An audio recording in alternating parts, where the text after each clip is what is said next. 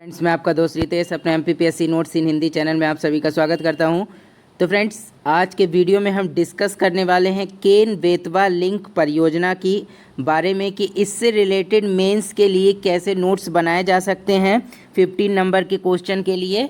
तो इस वीडियो को आप पूरा लास्ट तक ज़रूर देखें और इस वीडियो को देखने के बाद इसके नोट्स ज़रूर बनाएं, क्योंकि आने वाले MPPSC मेंस एग्ज़ाम में ये क्वेश्चन ज़रूर बनेगा। क्योंकि हाल ही में ये योजना ये भारत की पहली नदी लिंक परियोजना है, तो ये काफ़ी इम्पॉर्टेंट है और MPPSC मेंस के एग्ज़ाम में ज़रूर से ज़रूर पूछी जा सकती है। तो इसके बारे में आप इसके लिए नोट्स ज़रूर तैयार कर लें। तो चलते हैं फ्रेंड्स, सीधे हम अपने वीडियो की ओर देखेंगे कि केन बेतवा लिंक परियोजना क्या है, इसके रिलेटेड क्या क्या फ़ायदे हैं, क्या क्या नुकसान है, इन सभी के बारे में हम देखेंगे इस वीडियो में। तो आप बने रहें लास्ट तक। तो सबसे पहले इसके बारे में देखते हैं कि मार्च में मध्य प्रदेश और उत्तर प्रदेश के मुख्यमंत्रियों द्वारा केन बेतवा लिंक परियोजना यानी कि KBLP, ठीक है ना, केन बेतवा लिंक प्रोजेक्ट को लागू करने हेतु एक समझौता ज्ञापन पर हस्ताक्षर किए गए, जो नदियों को आपस में जोड़ने के लिए राष्ट्रीय परिप्रेक्ष्य योजना की पहली परियोजना है। मतलब कि जो नदियों को आपस में जोड़ने के लिए जो नेशनल पर्सपेक्टिव प्लान बनाया गया है, उसकी ये योजना फर्स्ट योजना है। कौन सी? तो केन बेतवा लिंक परियोजना, ठीक है। और इस महत्वाकांक्षी परियोजना को लागू करने के लिए दोनों राज्यों द्वारा, मीन्स किसकी ये परियोजना है? तो उत्तर प्रदेश और मध्य प्रदेश की, ठीक है। तो इस महत्वाकांक्षी परियोजना को लागू करने के लिए दोनों राज्यों द्वारा विश्व जल दिवस 22 मार्च के अवसर पर केंद्र के साथ एक त्रिपक्षीय समझौते पर हस्ताक्षर हुए। मतलब कि क्या है कि 22 मार्च को इसके बीच में किसके बीच में, केंद्र सरकार और उत्तर प्रदेश और मध्य प्रदेश सरकार तीनों ने मिलकर एक समझौता किया इस योजना को लेकर, जिसे त्रिपक्षीय समझौता कहा गया, क्योंकि 3 इसमें पक्ष थे। केंद्र भी था, मध्यस्थता करवा रहा था, और राज्य सरकार थी। और कौन कौन सी? तो मध्य प्रदेश और उत्तर प्रदेश, ठीक है। इसके बाद देखते हैं कि आगे क्या है। तो प्रमुख बिंदु इससे रिलेटेड कौन कौन से हैं? तो केन बेतवा लिंक परियोजना में, केन बेतवा लिंक परियोजना नदियों को आपस में जोड़ने की परियोजना है, और इसका उद्देश्य उत्तर प्रदेश के सूखाग्रस्त बुंदेलखंड क्षेत्र में सिंचाई सुविधा उपलब्ध कराने हेतु मध्य प्रदेश की केन नदी के अधिशेष जल को बेतवा नदी में हस्तांतरित करना है। मतलब कि क्या है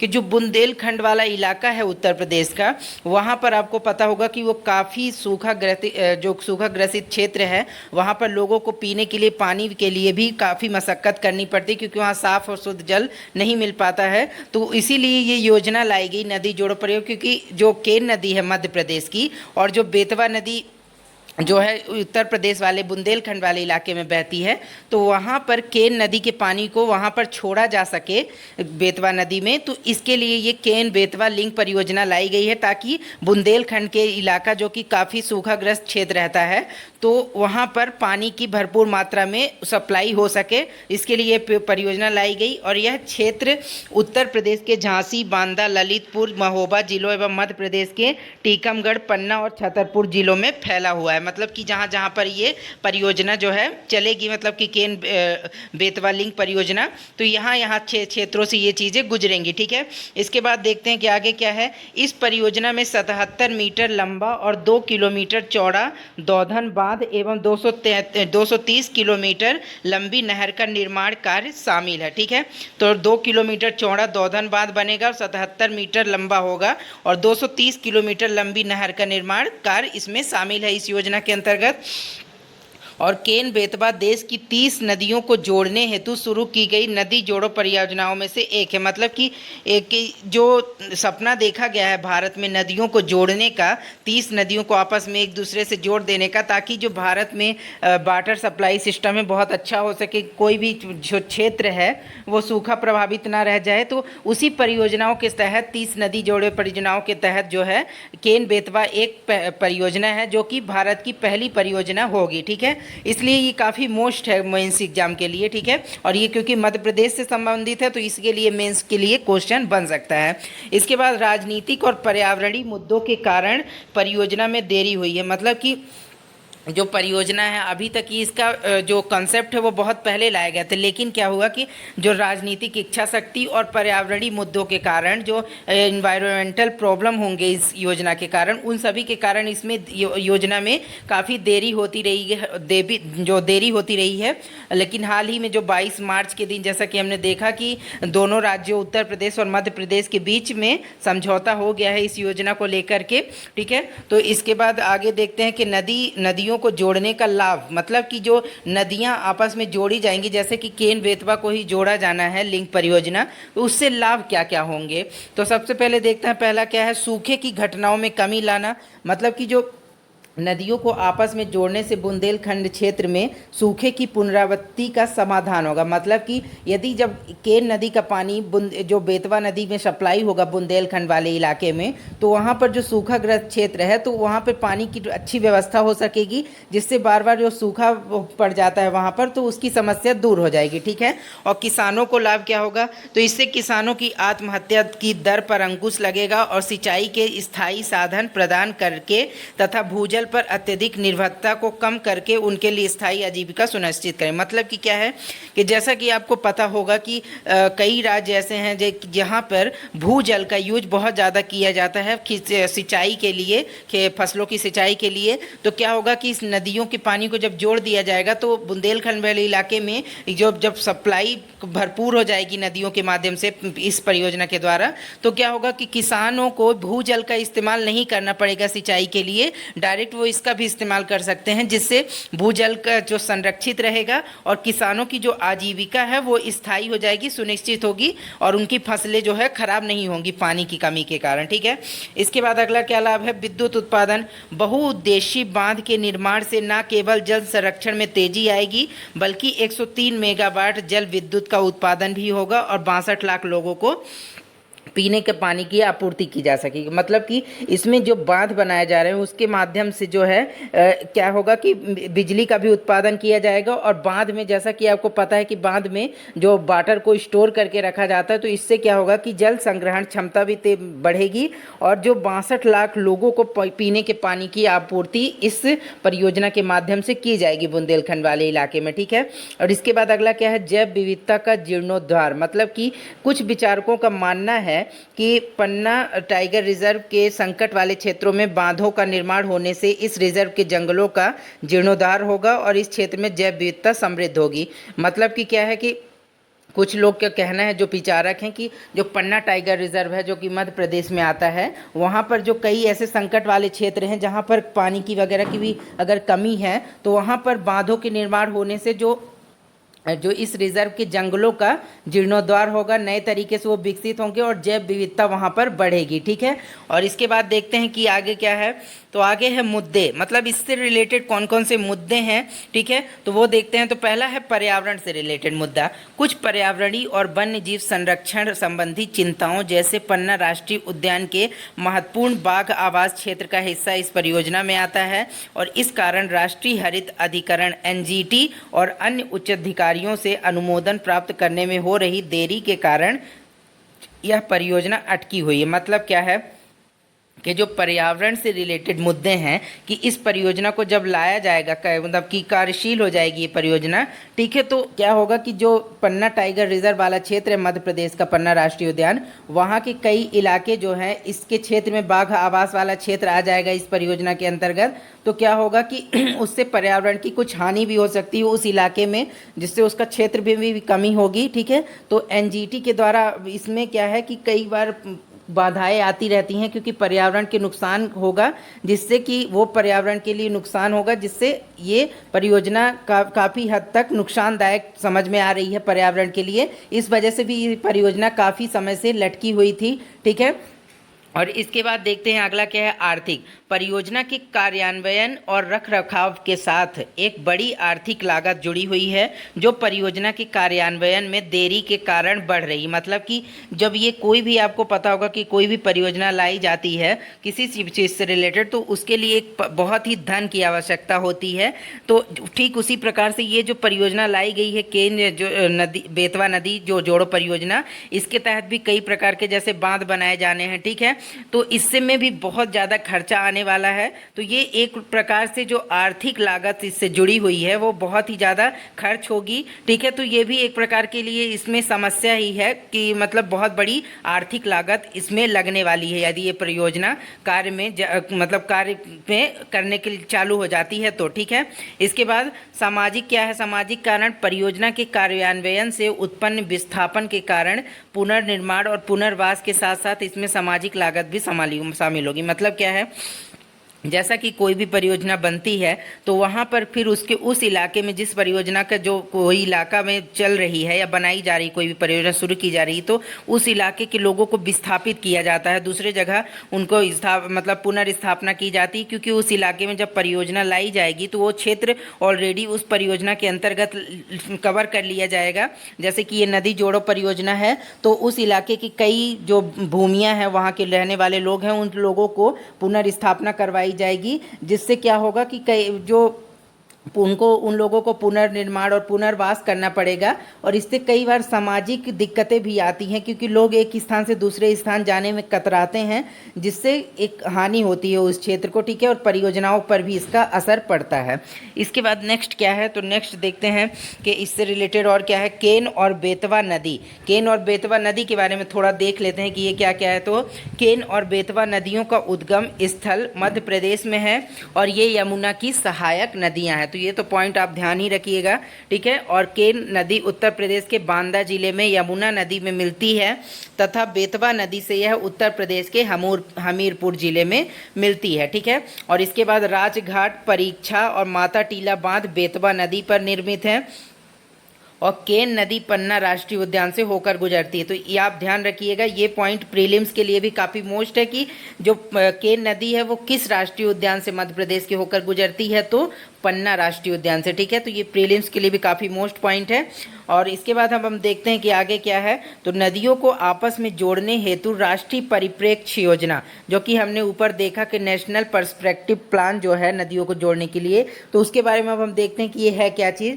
तो national river linking project NRLP, जिसे औपचारिक रूप से नेशनल पर्सपेक्टिव प्लान के रूप में जाना जाता है, का उद्देश्य अंतर्बेसिन जल हस्तांतरण परियोजनाओं के माध्यम से जल अधिशेष बेसिन, यहाँ पे एक सेकेंड, हाँ, यहाँ पे अंतर बेसिन जल हस्तांतरण परियोजनाओं के माध्यम से जल अधिशेष बेसिन, यानी जहाँ जल की मात्रा अधिक है से जल की कमी वाले बेसिन में जल का हस्तांतरण करना है, ताकि सूखे आदि की समस्या से जो है निपटा जा सके। मतलब इसका क्या है कि जो ये एक ऐसी परियोजना है नेशनल पर्सपेक्टिव प्लान, ये कैसी है, राष्ट्रीय परिप्रेक्ष्य योजना, कि जहाँ पर जल नदियों में ज़्यादा है, ठीक है, जिस नदी बेसिन में जो जल ज़्यादा है उस नदी बेसिन के जल को कमी वाले क्षेत्र, मतलब कि जो कि जिस नदी में जल की कमी है या जिस क्षेत्र में कमी है तो वहाँ वाले क्षेत्र में भेजना जो है, ये क्या कहलाता है, ये नेशनल पर्सपेक्टिव प्लान के अंतर्गत ही आता है कि एक अधिक जल वाले क्षेत्र से कम जल वाले क्षेत्र की ओर जल को भेजना, ये इस प्लान के तहत आता है, ठीक है। जिससे क्या होगा कि सूखे की समस्या को निपटाया जा सकता है। चाहे जैसे कि बुंदेलखंड वाला इलाका सूखे क्षेत्र के अंतर्गत रहता है तो उससे सूखे की कमी दूर की जा सकती है वहाँ पर इस योजना के माध्यम से। राष्ट्रीय परिप्रेक्ष्य योजना के तहत राष्ट्रीय जल विकास agency, national water development agency द्वारा सुसंगत या औचित्यपूर्ण रिपोर्ट तैयार करने हेतु 30 लिंक्स मतलब कि प्रायद्वीपीय क्षेत्र में 16 और हिमालयी क्षेत्र में 16 की पहचान की गई है। मतलब कि जो राष्ट्रीय परिप्रेक्ष्य योजना है नेशनल पर्सपेक्टिव प्लान, उसके तहत 30 लिंक्स यानी कि 30 जो नदियों को मतलब कि जोड़ने के लिए इनमें 30 लिंक यानी कि प्रायद्वीपीय क्षेत्र की 16 नदियों को आपस में जोड़ने के लिए और हिमालयी क्षेत्र की 14 नदियों को जोड़ने के लिए पहचान की गई है। किसके द्वारा, तो नेशनल पर्सपेक्टिव प्लान, जो कि राष्ट्रीय परिप्रेक्ष्य योजना के तहत, ठीक है। तो आगे क्या है, नेशनल पर्सपेक्टिव प्लान को अगस्त 1980 में जल अधिशेष बेसिन से जल को स्थानांतरित करने हेतु तैयार किया गया था। मतलब क्या है कि ये कब तैयार हुई थी योजना, नेशनल पर्सपेक्टिव प्लान जो है ये जल 1980 में तैयार की गई थी। अधिक जल वाले जो अधिक बेसिन हैं, नदियां, तो उनसे कम जल वाले जो क्षेत्र हैं या नदियां हैं उनमें स्थानांतरित करने के लिए ये योजना तैयार की गई थी 1980 में। और इसके बाद आगे क्या है, केन बेतवा नदी जोड़ो परियोजना के संबंध में अन्य चिंताएं क्या क्या हैं। तो जंगल केवल पशु पक्षियों के आश्रय स्थल नहीं है, बल्कि यह नदियों के लिए परिपोषण का कार्य भी करते हैं। हाल ही में राष्ट्रीय वन्य जीव बोर्ड की बैठक में उल्लेख किया गया है कि केन नदी के जल ग्रहण क्षेत्र में मौजूद पन्ना टाइगर रिजर्व की 10,500 हेक्टेयर भूमि इस परियोजना द्वारा नष्ट हो जाएगी। और विदित हो कि इतने बड़े पैमाने पर वन्य भूमि नष्ट हो जाने से जीव जंतु प्रभावित तो होंगे ही, साथ ही नदी के पारिस्थितिक तंत्र भी व्यापक बदलाव देखने को मिलेगा। मतलब क्या है कि जैसा कि मैंने आपको बताया कि ये परियोजना जो है मध्य प्रदेश के पन्ना राष्ट्रीय उद्यान जो है उससे होकर गुजरेगी। तो क्या होगा कि उस क्षेत्र का काफ़ी नुकसान होगा, क्योंकि जो पेड़ पौधे हैं उनको काटने पड़ेंगे, ठीक है। तो काफ़ी ज़्यादा एरिया जो जैसे कि इसमें बताया गया है कि 10,500 हेक्टेयर भूमि वहाँ पर नष्ट हो जाएगी इस परियोजना के कारण। तो इससे जो वहाँ के जीव जंतु हैं, जंगली जानवर रहते हैं उस पन्ना राष्ट्रीय उद्यान में, उनसे उन्हें काफ़ी हानि होगी। और क्या होगा कि जो नदी का पारिस्थितिकी तंत्र है वो भी बिगड़ जाएगा, ठीक है। लेकिन अफसोस की बात है कि कृषि वित्त निगम लिमिटेड द्वारा किए गए पर्यावरण प्रभाव आकलन में इसका उल्लेख तक नहीं है। मतलब कि जो इसका आकलन किया गया है इस परियोजना के लिए, कि बताया गया कि हानि से रिलेटेड कि कहाँ क्या हानि होगी, तो ये बताया ही नहीं गया है रिपोर्ट में कि इससे कितनी हानि होने वाली है, ठीक है। एक्चुअल डेटा वहाँ पर पेश नहीं किया गया है, जो कि एक एजेंसी है जिसके द्वारा कृषि वित्त निगम लिमिटेड के द्वारा इसका आकलन नहीं किया गया है, ठीक है। तो इसके आगे क्या है, इस परियोजना से प्रभावित होने वाले गाँवों में कमजोर आय वर्ग और अनुसूचित जाति व अनुसूचित जनजाति के लोग रहते हैं, और कुल 7,000 के करीब लोगों के विस्थापन की एक महत्वपूर्ण चुनौती सामने होगी।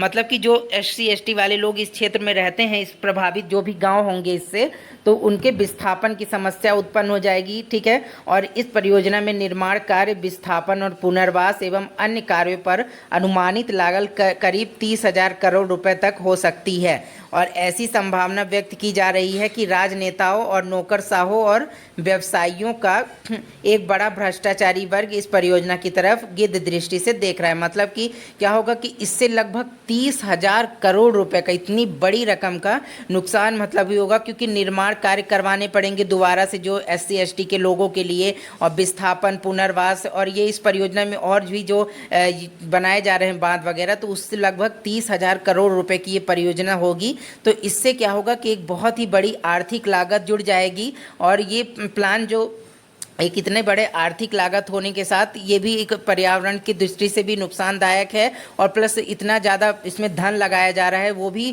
काफ़ी ज़्यादा, क्योंकि इससे कई और अन्य विकास कार्य भी किए जा सकते हैं।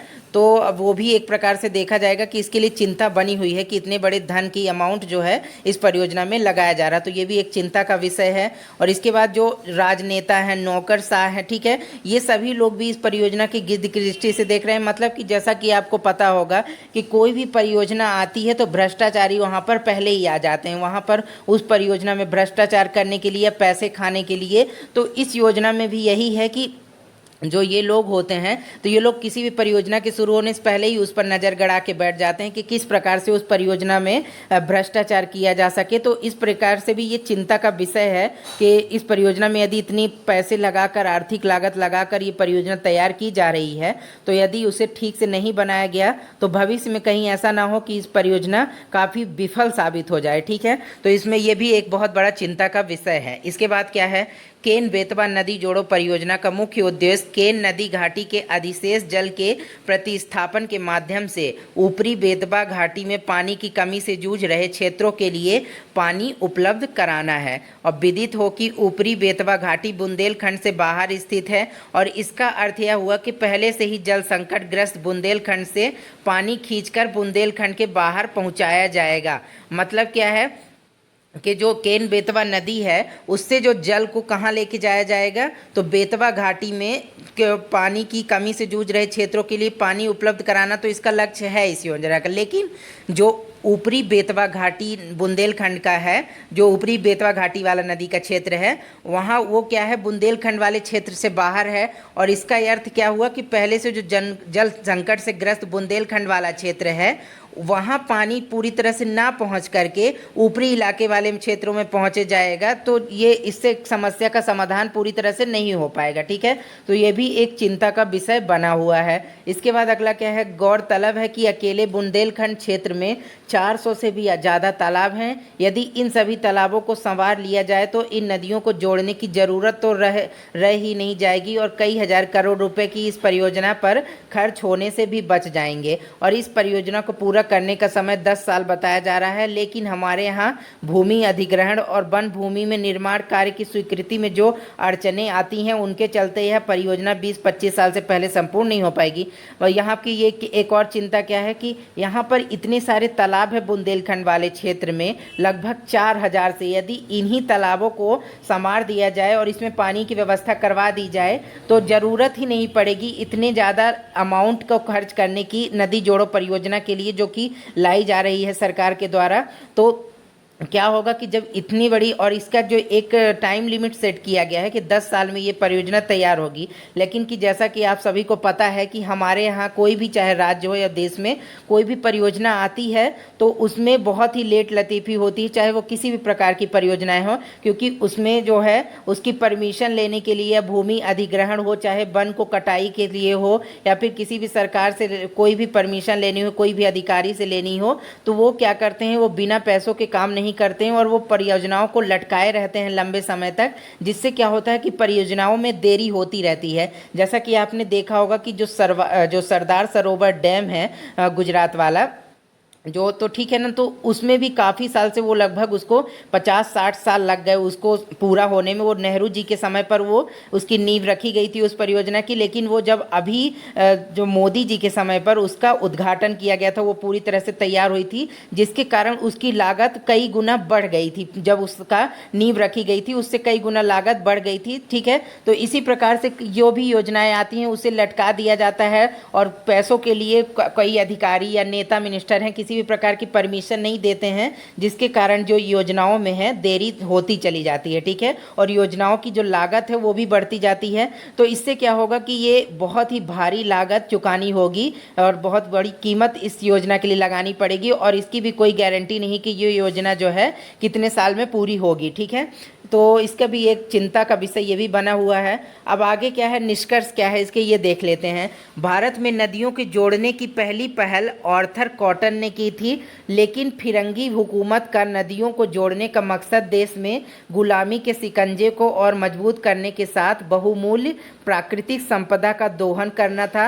हालांकि आज़ादी के बाद भी नदियों को जोड़ने की मांग होती रही है, लेकिन अब तक इस परियोजना को अमल में नहीं लाया गया है, क्योंकि इस परियोजना को अमल में लाने में व्यापक चुनौतियां तो हैं ही, साथ में यदि यह परियोजना अमल में लाई जाती तो नदियों की अविरलता खत्म होने की आशंका भी है। मतलब क्या है कि जो आर्थर कॉटन जो अंग्रेजी ज़माने के समय पर उनके द्वारा नदियों को जोड़ने के लिए जो पहल की गई थी उस समय पर, ठीक है, उनके द्वारा तो ये चीज़ें सोची गई थी, लेकिन जो अंग्रेज़ थे उन समय जब ये चीज़ें सोच भी रहे थे तो उनका ये मकसद नहीं था कि इससे भारत के सूखे वाले प्रभावित क्षेत्र अच्छे होंगे, वहाँ पानी की सप्लाई होगी। उनका तो मेन मकसद भारत को लूटना ही था और किसी भी प्रकार से जो भारत की बहुमूल्य चीज़ें वस्तुएँ उन सभी को हड़पना था। ठीक है, तो वो हमेशा भारत के लिए गलत ही सोचते थे। और जब भारत आज़ाद हुआ तब से भी मांग की जाती रही है कई बार कि नदियों को जोड़ने की व्यवस्था की जाए, जिससे सूखे ग्रस्त इलाकों को दूर किया जाए। लेकिन क्या है कि इसमें कई प्रकार की, जैसा कि आपने ऊपर भी देखी है, चुनौतियां हैं। तो इसी कारण से ये परियोजनाएं मतलब कि इतनी तेजी से वर्क नहीं कर पाई। ठीक है, तो क्या होता है कि अगर यदि परियोजना लाई जाती है तो जो नदियों की अविरलता है, मतलब कि जो नदियां बह रही हैं अपने रूट में जैसे भी, तो यदि नदी जोड़ी परियोजनाओं के माध्यम से कई प्रकार के बीच में बांध बना गए, उनका नदियों का जो मुख है, रूहाने हैं, वो सभी मोड़े गए, तो इससे क्या होगा कि एक विकराल समस्या उत्पन्न हो सकती है। इससे ये, क्योंकि प्रकृति को ये बदलने जैसा सवाल होगा, तो इससे भी बहुत बड़ी ये चिंता का विषय है। ठीक है, और इसके बाद यदि नदियों को जोड़ो अभियान के तहत केन बेतवा नदियाँ जुड़ जाती हैं तो इसकी अविरल बहने वाली धारा टूट सकती है, जो कि एक निश्चित मतलब लाइन में बहती रहती हैं नदियाँ, वो अगर उसे बदला गया तो इससे एक आपदा जरूर से जरूर आ सकती है, प्राकृतिक आपदा। ठीक है। और इसके बाद उत्तराखंड में गंगा नदी पर टिहरी बांध बनने के बाद एक तरह तो गंगा की अविरलता प्रभावित हुई है, वहीं दूसरी तरफ पूरे उत्तराखंड में बादल फटने और भूस्खलन की आपदाएं बढ़ गई हैं। लेकिन हमारे नीति निर्माताओं ने इससे कोई सीख नहीं लिया है। मतलब कि जब भी कोई बांध वगैरह बनाया जाता है तो उसमें नदियों के रुख को मोड़ा जाता है। ठीक है। तो क्या होता है कि इससे कई प्रकार की आपदाएं आ जाती है। जैसा कि उत्तराखंड वाला क्षेत्र पहाड़ी इलाका है, तो वहाँ पर जो टिहरी बांध बनाया गया है गंगा नदी पर, तो उससे गंगा नदी के रुख के मुहानों को बदल दिया गया, जिससे क्या हुआ कि वहाँ कई प्रकार की जो भूस्खलन की समस्याएं आपदाएं बहुत तेज़ी से बढ़ी हैं। लेकिन जो हमारे नीति निर्माण करते हैं या ऐसी जैसे योजनाओं जो प्रोजेक्ट्स वगैरह को लाते हैं, वो इन सभी जो फ्यूचर की चीज़ों को ध्यान नहीं देते हैं कि इससे कितना भारी नुकसान भी होगा। ये चीज़ें उनके दिमाग में पहले से नहीं आती हैं। तो ये इससे क्या हुआ है कि इसको सीख लेनी चाहिए लोगों को कि जो पहले चीज़ों को करने से नुकसान हुआ है तो आगे हम जो चीज़ कर रहे हैं तो उससे ये नुकसान ना हो। ठीक है। तो ये भी ध्यान देना चाहिए। और गौरतलब है कि बुंदेलखंड में लगभग 4000 तालाब हैं और इनमें से आधे तालाब कई किलोमीटर वर्ग क्षेत्रफल के हैं। यह भी सत्य है कि बुंदेलखंड देश के अत्यधिक पिछड़े हुए इलाकों में से एक है। यदि यहाँ के लोगों की समस्याओं को दूर करना है तो सरकार को इन तालाबों को गहरा करने और उनकी मरम्मत करने पर विचार करना चाहिए। मतलब तालाबों का पुनरुद्धार करना चाहिए और वहाँ पानी की व्यवस्था करना चाहिए तालाबों में, जिससे क्या होगा कि उस गाँव के जो लोग हैं उन्हें अच्छा वाटर सप्लाई मिल सकेगा। ठीक है। और एक तथ्य यह भी है कि केन की सहायक नदियां जैसे बन्ने, केल, उर्मिल, धसान आदि वर्षा के मौसम में पानी से लबालब भर जाती हैं। यदि केन को उसकी सहायक नदियों से जोड़ा जाए तो शायद पानी की समस्या का कारगर उपाय निकल सकता है। और भौतिकवादी महत्वाकांक्षाओं ने पर्यावरण में इतना अधिक परिवर्तन ला दिया है कि मानव और प्रकृति के बीच का संतुलन, जो पृथ्वी पर जीवन का आधार है, धराशायी होने के कगार पर पहुंच गया है। और साथ ही मानव की अदूरदर्शी विकास प्रक्रियाओं ने विनाशात्मक रूप धारण कर लिया है। ऐसे में डर है कि केन बेतवा नदी जोड़ो परियोजना कहीं अदूरदर्शी विकास प्रक्रियाओं में से एक उदाहरण न बन जाए। ठीक है। मतलब कि जब ये परियोजनाएं तो ठीक है लाई गई हैं, लेकिन जो एक संपर्क है प्रकृति और मानव को, वो धीरे धीरे कमज़ोर होता है। ठीक है। ऐसी चीज़ों से, क्योंकि प्रकृति को इस चीज़ों से नुकसान होता है, तो क्या होगा कि ऐसी की योजनाओं को लाने से पहले इसके दूरदर्शी परिणामों के बारे में भी एक बार सोचना चाहिए। ठीक है। और इसके बाद अगला क्या है, विद्युत उत्पादन। यहाँ पे जो है फ्रेंड्स, यहाँ पे ये समाप्त होता है आज यहीं पे, अदूरदर्शी विकास प्रक्रियाओं का एक उदाहरण न बन जाए। ठीक है। तो आज के वीडियो में हमने देखा कि केन बेतवा जो लिंक परियोजना है वो क्या है, इसके नुकसान क्या है, इससे जुड़े मुद्दे क्या हैं, इसकी चिंताएं क्या क्या हैं, इसके लाभ क्या क्या हैं। ठीक है। तो ये परियोजना के बारे में जितने भी पॉइंट्स बन सकते थे उसके बारे में हमने इस वीडियो में देखा, निष्कर्ष क्या कैसे है। तो इसके वीडियो के देखने के बाद मुझे लगता है कि आपको इस नोट्स बनाने में एमपीपीएससी मेंस के लिए केन नदी लिंक परियोजना से रिलेटेड काफ़ी हेल्पफुल होगा ये वीडियो। तो आज के वीडियो में फ्रेंड्स इतना ही। अब हम जब नेक्स्ट वीडियो मिलेंगे तो डिस्कस करेंगे किसी नए टॉपिक पर, और उस टॉपिक पर हम जब मेंस या प्री से रिलेटेड कोई किसी टॉपिक पर डिस्कस करेंगे तो वो भी आपके लिए इम्पॉर्टेंट होगा। तो मेरे वीडियोज़ के सभी नोटिफिकेशन टाइम टू टाइम मिलते रहें, इसके लिए आप मेरे चैनल एमपीपीएससी नोट्स इन हिंदी को सब्सक्राइब कर लें ताकि नोटिफिकेशन आपको मिलते रहें रेगुलर। तो फ्रेंड्स आज के वीडियो में इतना ही, मिलेंगे नेक्स्ट वीडियो में। Okay friends, bye bye.